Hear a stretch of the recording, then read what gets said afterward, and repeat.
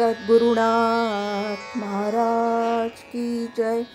परमपूज्य गुरुदेव महायोगी स्वामी उमानंद सरस्वती आपल्या प्रियताई शांभवोपायातील 16वे शिवसूत्र आपल्याला समजावून देत आहे। हे सूत्र प्रवचन क्रमांक 51 मधील शेवटचं सूत्र आहे। तर हे सूत्र कोणते?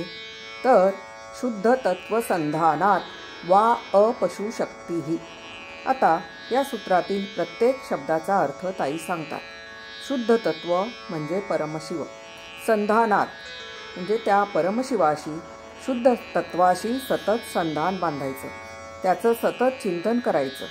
वा म्हणजे किंवा अपशुशक्तीही म्हणजे परमशिव माया विरहित आहे। आता या सूत्राचा पूर्ण अर्थ काय? तर शुद्ध तत्वाशी सतत अनुसंधान बांधलं, त्याचं आपण सतत चिंतन केलं, तर आज आपण जे जीव आहोत ते आपणही शिव होऊ, आपणही माया विरहित हो असा या सूत्राचा पूर्ण अर्थ आहे। माया शिवामध्ये नाही, मग जीवाचा जर शिव झाला तर त्याच्यातही माया राहणारच नाही।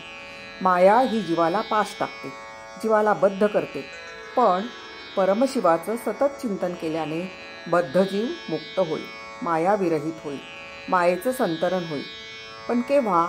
जेव्हा आपण किंवा साधक म्हणा किंवा जीव त्या शुद्ध तत्वाचा म्हणजेच परमशिवाचा सतत विचार करेल, चिंतन करेल, सतत अनुसंधान करेल, तेव्हा मग तो स्वतःच सदाशिव होईल, जगाचा स्वामी होईल।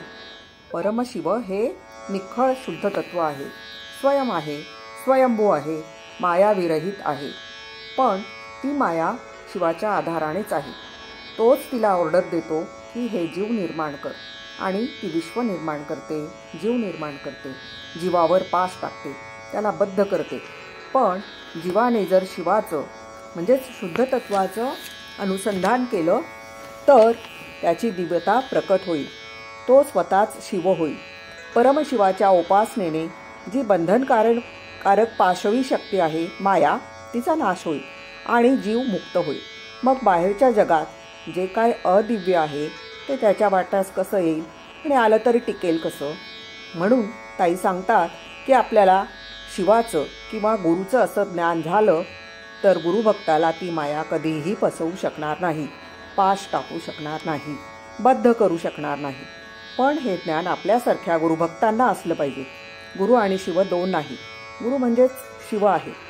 मग गुरु मिळाला ना आपल्याला, गुरु आहे ना पाठीरागा, मग इतरांचा लेखा कशाला करायचा? आपण एकच करायचं, गुरुमुखी साधना करायची, गुरुओम मंत्र जपायचा, सतत शिवोहम शिवोहम म्हणायचं। मी शिव आहे, हे सगळं शिव, हे सगळं विश्व शिव आहे असं सतत ध्यान करायचं।